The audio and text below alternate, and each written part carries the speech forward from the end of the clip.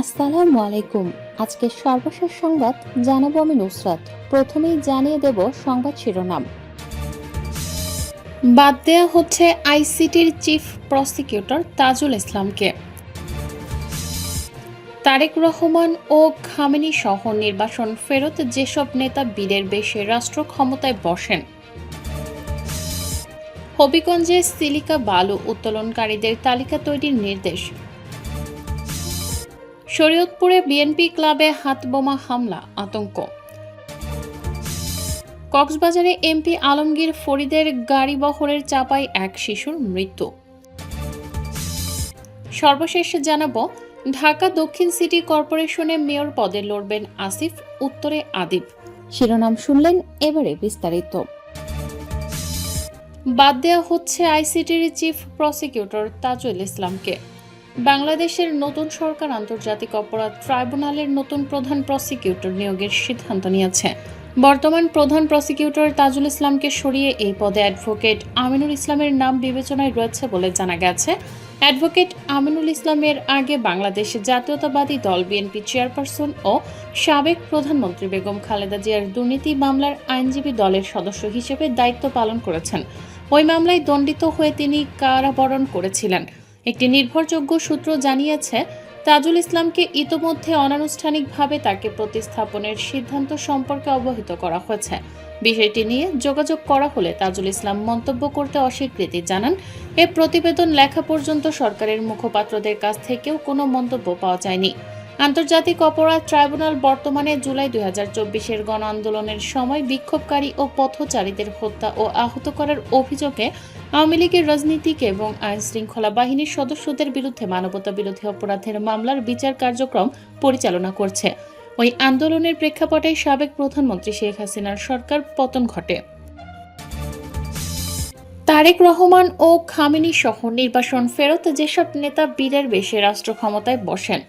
শাসক গোষ্ঠীর দমনপীড়ন, নির্যাতন ও রাজনৈতিক অস্থিরতার কারণে বহু দেশে বিরোধী নেতাদের নির্বাসনে যেতে হয়েছে।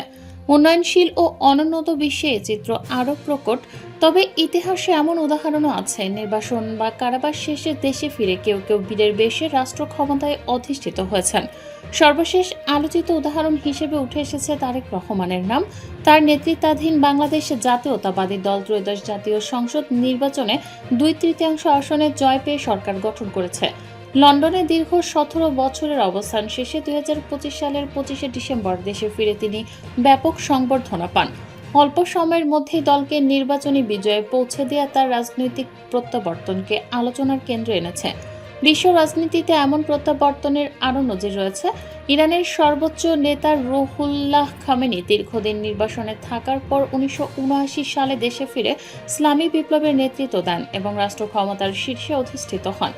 দক্ষিণ আফ্রিকায় বর্ণবাদ বিরোধী আন্দোলনের নেতা নেলসন ম্যান্ডেলা 27 বছর কারাবাস শেষে মুক্ত হয়ে পরবর্তীতে দেশের প্রেসিডেন্ট নির্বাচিত হন। এছাড়া পাকিস্তানের রাজনীতিতে নওয়াজ শরীফ সামরিক শাসনামলে নির্বাসনে গিয়ে পরে দেশে ফিরে আবারও প্রধানমন্ত্রীর দায়িত্ব নেন। এসব উদাহরণ দেখায় রাজনৈতিক প্রতিকূলতা সবসময় শেষ কথা নয়, কখনো কখনো তা প্রত্যাবর্তনের নতুন অধ্যায় রচনা করে। তারেক রহমান দেশের অন্যতম আলোচিত প্রভাবশালী রাজনৈতিক ব্যক্তিত্ব। তারেক রহমান, তিনি শহীদ রাষ্ট্রপতি জিয়াউর রহমান ও সাবেক প্রধানমন্ত্রী খালেদা জিয়ার জ্যেষ্ঠ সন্তান। 2007 সালে সেনা সমর্থিত তত্ত্বাবধায়ক সরকারের সময় কয়েকজন শীর্ষ রাজনৈতিক নেতার সঙ্গে তাকেও গ্রেফতার করা হয়। আইন শৃঙ্খলা রক্ষাকারী বাহিনীর হেফাজতে থাকা অবস্থায় তিনি নির্যাতনের শিকার হন বলে অভিযোগ রয়েছে। পরবর্তীতে 2008 সালের সেপ্টেম্বরে মুক্তি পেয়ে চিকিৎসার উদ্দেশ্যে যুক্তরাজ্যে যান তিনি। লন্ডনে টানা প্রায় 17 বছর অবস্থান করেন তারেক রহমান। এ সময় দেশে রাজনৈতিক দমন-পীড়ন বেড়ে যাওয়ায় তার দেশে ফেরা অনিশ্চিত হয়ে পড়ে বলেও দলীয় নেতারা অভিযোগ করেন। একই সময়ে বাংলাদেশ জাতীয়তাবাদী দল ও অন্যান্য রাজনৈতিক দলের অনেক নেতাকর্মী দেশ ছাড়তে বাধ্য হন। 2024 সালের 5 আগস্ট ছাত্র জনতার অভ্যুত্থানের মুখে ক্ষমতাচ্যুত হয় বাংলাদেশ আওয়ামী লীগ সরকার। দলটির প্রধান শেখ হাসিনা দেশ ত্যাগ করে ভারতে যান। পরবর্তী সময় দেশে ফেরেন বিভিন্ন রাজনৈতিক নেতা, সাংবাদিক ও বুদ্ধিজীবীরা। এর ধারাবাহিকতায় 2025 সালের 25 ডিসেম্বর দেশে ফেরেন তারেক রহমান। 2026 সালের 12 ফেব্রুয়ারি অনুষ্ঠিত ত্রয়োদশ জাতীয় সংসদ নির্বাচনে বিএনপি নিরঙ্কুশ জয় লাভ করে পরে 17 ফেব্রুয়ারি তিনি প্রধানমন্ত্রী হিসেবে শপথ গ্রহণ করেন। বেনজির ভুট্টো নির্বাসন থেকে পাকিস্তানের প্রথম নারী প্রধানমন্ত্রী। যুক্তরাষ্ট্র ও যুক্তরাজ্য শিক্ষা জীবন শেষ করার পর 1977 সালে জন্মভূমি পাকিস্তানে ফেরেন বেনজির ভুট্টো। একই বছরের মধ্যে সেনাশাসক জিয়াউল হক ক্ষমতা দখল করেন।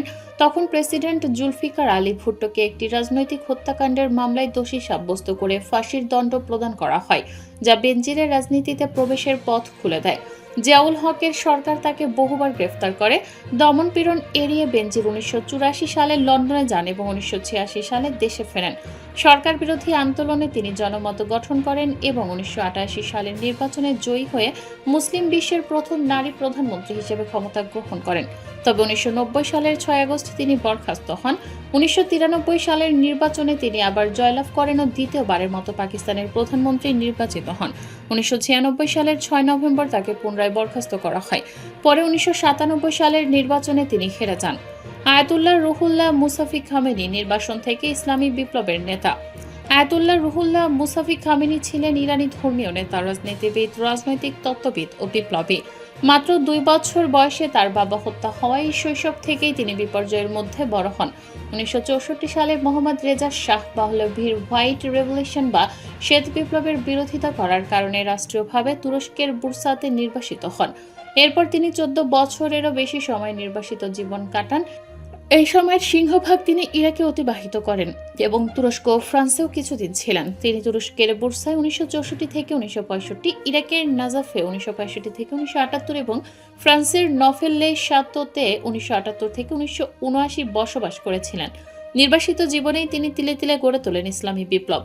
তিনি ছিলেন ইরানের ইসলামী বিপ্লবের প্রধান নেতা, যার মাধ্যমে মোহাম্মদ রেজা শাহ পাহলভী ক্ষমতাচ্যুত হন এবং ইরান একটি ধর্মতান্ত্রিক ইসলামী প্রজাতন্ত্রে রূপান্তরিত হয়।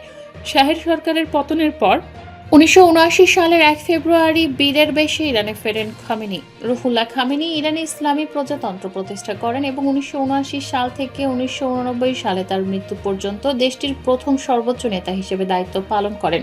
Nelson Mandela. দক্ষিণ আফ্রিকার নেলসন ম্যান্ডেলা আক্ষরিক অর্থে দেশের বাইরে নির্বাসিত ছিলেন না, তবে 27 বছর কারাবন্দী থাকা অবস্থায় তাকে রাজনৈতিকভাবে নির্বাসিত হিসেবেই দেখা হয়। 1990 সালে মুক্তি পাওয়ার পর 4 বছরের ব্যবধানে 1994 সালের প্রথম অংশগ্রহণমূলক নির্বাচনে তিনি দক্ষিণ আফ্রিকার প্রেসিডেন্ট নির্বাচিত হন। এছাড়া ফ্রান্সের নেপোলিয়ন বোনাপার্ট ও চার্লস ডি গল, রাশিয়ার ভ্লাদিমির লেনিন, মিয়ানমারের অং সান সুচি প্রমুখ নেতা নির্বাসন বা বন্দিত্বের পর ফিরে এসে দেশের শীর্ষ ক্ষমতায় আসীন হয়েছিলেন। শরীয়তপুরে বিএনপি ক্লাবে হাতবোমা হামলা, আতঙ্ক। শরীয়তপুরের নড়িয়া উপজেলার চাগদ বাজার এলাকায় বাংলাদেশ জাতীয়তাবাদী দল বিএনপির একটি ক্লাবে হাতবোমা হামলার ঘটনা ঘটেছে। রোববার 22 ফেব্রুয়ারি রাত 10টার দিকে ঘটনা ঘটে। প্রত্যক্ষদর্শীরা জানান, মোটরসাইকেল যোগে আসা 2 দুর্বৃত্ত ক্লাবের লক্ষ্য করে কয়েকটি হাতবোমা নিক্ষেপ করে দ্রুত পালিয়ে যায়। বিস্ফোরণের শব্দে আশেপাশের মানুষ আতঙ্কিত হয়ে পড়েন, তবে তাৎক্ষণিকভাবে কোনো হতাহতের খবর পাওয়া যায়নি। খবর পেয়ে পুলিশ ঘটনাস্থলে পৌঁছে বিস্ফোরণের আলামত সংগ্রহ করে এবং একটি অবিস্ফোরিত হাতবোমা উদ্ধার করে। ঘটনায় জড়িতদের শনাক্ত ও গ্রেপ্তারের চেষ্টা চলছে বলে জানিয়েছে পুলিশ। ভূমখাড়া ইউনিয়ন বিএনপির সাধারণ সম্পাদক সাইফুল পেদা বলেন, এটি একটি ন্যাক্কারজনক ও পরিকল্পিত হামলা। যারা এই ধরনের সন্ত্রাসী কর্মকাণ্ডের সঙ্গে জড়িত তাদের দ্রুত শনাক্ত করে আইনের আওতায় আনার দাবি জানাচ্ছি। নড়িয়া থানা পুলিশের ভারপ্রাপ্ত কর্মকর্তা মোহাম্মদ বাহার মিয়া বলেন, ঘটনার তদন্ত চলছে, অবিস্ফোরিত হাতবোমা উদ্ধার করা হয়েছে, জড়িতদের দ্রুত আইনের আওতায় আনা হবে।